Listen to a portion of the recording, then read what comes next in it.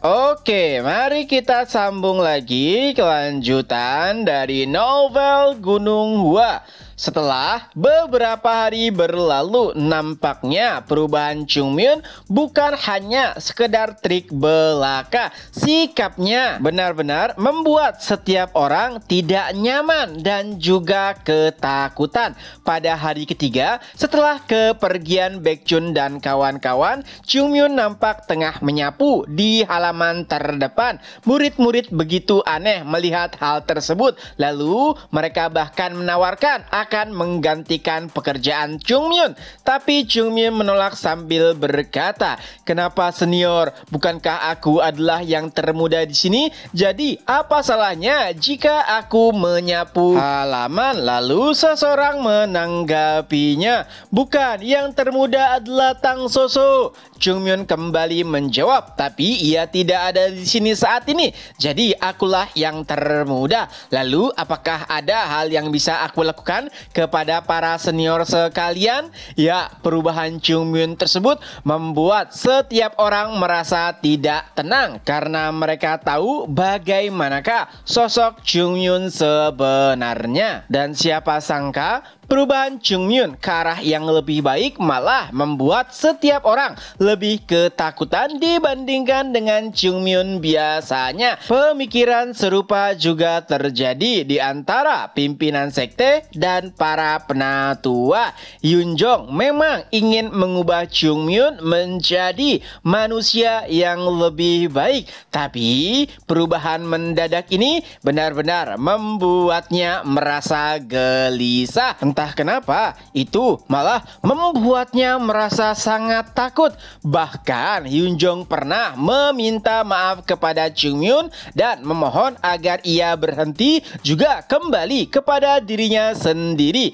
Tapi yang terjadi, Yunjong malah dinasihati oleh Chungmyeon menggunakan bahasa-bahasa Taoisme yang malah membuat Yunjong merinding. Lalu Yunsang pun berkata, "Pimpinan sekte, lebih baik biarkan saja ia pergi." Tapi Yunjong tetap menolak. Tentunya ada alasan kenapa Yunjong tidak ingin ikut serta pada misi kali ini. Seperti yang setiap orang tahu, Chungmyeon seringkali mengintervensi apa yang dikatakan oleh pimpinan sekte, dan ia tidak ingin jika hal serupa terjadi pada generasi selanjutnya. Sebagai contoh, jika Unam ataupun Baekjun menjadi pimpinan sekte, jika Chungmyeon selalu mendominasi, maka kepemimpinan selanjutnya mungkin tidak akan kuat. Intinya, pimpinan sekte ingin agar orang-orang tidak terus bergantung kepada Chungmyeon. Tapi entah bagaimana, rencana Yunjong malah membuat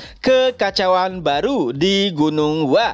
Kini kita berpindah ke sisi lainnya, lebih tepatnya ke rombongan Baekjun. Mereka berlari sekuat tenaga untuk menuju TKP, tapi nampaknya Baeksang dan juga Tang Soso sudah tidak sanggup untuk mengikuti pergerakan mereka. Oleh sebab itulah Baeksang meminta Baekjun untuk berhenti sejenak, dan saat mereka berhenti, baik itu Tang Soso dan juga Baeksang langsung tumbang. Dan Baeksang pun berkata, "Senior, kenapa kau begitu terburu-buru? Bukankah sudah tidak ada Chungmyeon di sini? Tidak bisakah kita sedikit lebih santai?"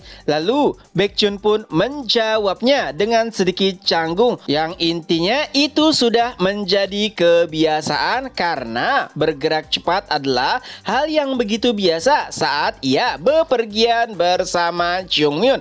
Dan siapa sangka Jogul dan yang lainnya mengangguk setuju dengan apa yang dikatakan oleh Baekjun. Mendengar hal tersebut, Baeksang kembali berkomentar, "Jika demikian, apa gunanya kita meninggalkan Chungmyeon? Bukankah lebih baik membawanya saja?" Memang benar, itu adalah argumen yang tepat. Tapi siapa sangka, baik itu Baekjun dan yang lainnya nampak merasa tidak tenang dan juga tidak nyaman jika mereka sedikit memperlambat gerakannya. Yusuf bahkan sampai berkata, apa salahnya jika mereka bergerak cepat? Lalu Baekjun menambahkan, jika dirinya sedikit memperlambat gerakannya, entah bagaimana ia merasa seperti ada sesuatu yang tengah mengejar mereka. Itulah kenapa Baekjun merasa was-was dan terus saja mempercepat gerakannya. Mendengar alasan omong kosong tersebut,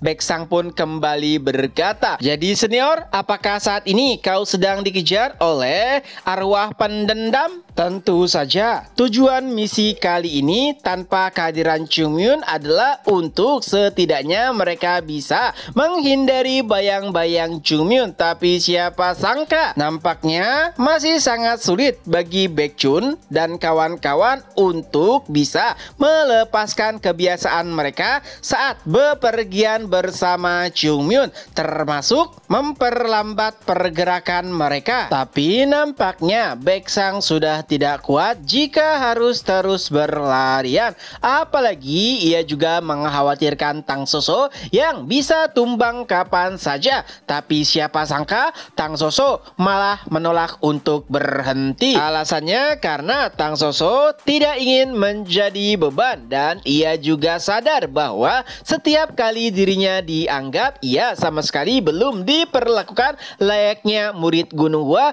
melainkan seorang dokter. Tentu saja Baekjun dan yang lainnya tidak setuju dengan apa yang dikatakan oleh Tang Soso karena mereka sudah menganggap Soso sebagai keluarga mereka sendiri. Tapi Tang Soso bersikukuh untuk terus melanjutkan perjalanan, bahkan jika dirinya sudah tidak berlari, ia akan merangkak. Intinya di sini Tang Soso ingin membuktikan bahwa dirinya bukanlah beban, tapi ternyata Baeksang memiliki pemikiran yang berbeda. Ia pun kini tengah duduk santai sambil berkata, aku sudah tidak kuat lagi. Kenapa? Apakah kalian protes? Aku selama ini terus bekerja di balai keuangan. Mendengar hal tersebut, Baekjun pun langsung menghela nafas. Ya, nampaknya Baeksang adalah sosok yang paling konsisten jika dibandingkan dengan murid-murid lainnya, karena ia seringkali membuat alasan atas nama aula keuangan jika ada hal-hal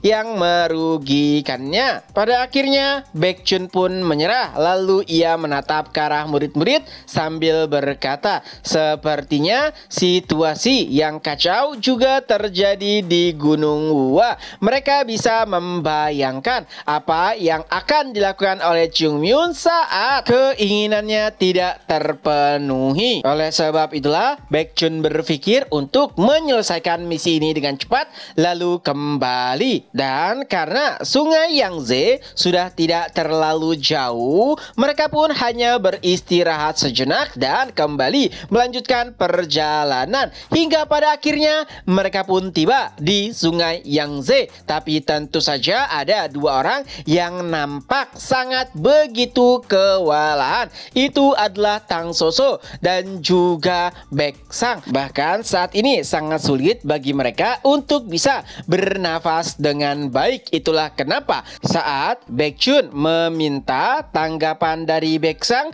ia tidak menjawabnya karena masih berusaha untuk mengatur nafasnya sendiri. Nah, intinya di sini Baekjun masih bingung apa yang harus mereka lakukan setelahnya. Sungai Yangtze begitu besar, jadi tidak mungkin untuk memeriksa setiap titik di sungai Yangtze. Tapi untungnya ada beberapa hal yang bisa mereka ingat terkait dengan lokasi-lokasi terakhir di mana klan hantu menghilang. Dan salah satu titiknya adalah Danau Poyang. Nah, Sungai Yangtze ini itu terhubung dengan beberapa danau, di mana danau tersebut adalah tempat paling nyaman bagi para bajak laut untuk membuat base camp. Dan untungnya saat ini Baekhyun sudah berada di dekat Danau Poyang, lokasi di mana salah satu anggota klan hantu menghilang. Memang saat ini mereka sudah berada di dekat TKP, tapi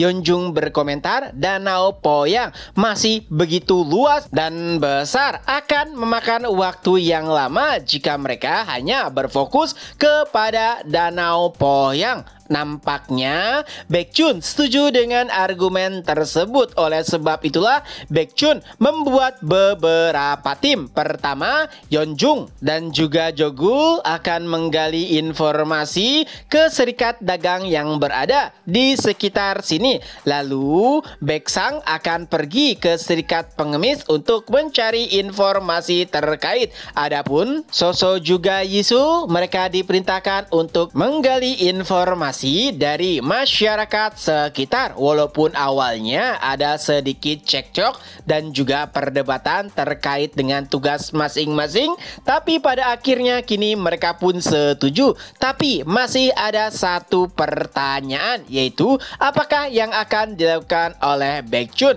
Para murid bertanya. Lalu Baekhyun pun menjawab, aku akan mencari informasi langsung di Sungai Yangtze. Tentu saja itu sangat beresiko, tapi Baekhyun berpikir ia perlu melakukannya untuk melihat langsung bagaimanakah kondisi sebenarnya di lapangan ataupun TKP. Kini setiap kelompok pun mulai berpencar untuk melakukan tugas mereka masing-masing. Adapun Baekhyun sebelum bergerak, instingnya berkata akan ada hal buruk yang mungkin akan menimpanya. Tapi Baekhyun terus menjalankan tugasnya, dan yang tidak diketahui oleh Baekhyun adalah itu bukan hanya sekedar insting biasa, karena ternyata memang ada beberapa sosok yang telah memperhatikan pergerakan Baekhyun juga murid-murid lainnya dari kejauhan. Dengan itu pula chapter pun berakhir. Ya, itulah kelanjutan dari novel Gunung Hua. Semoga terhibur. Ketemu lagi di next video. Bye bye.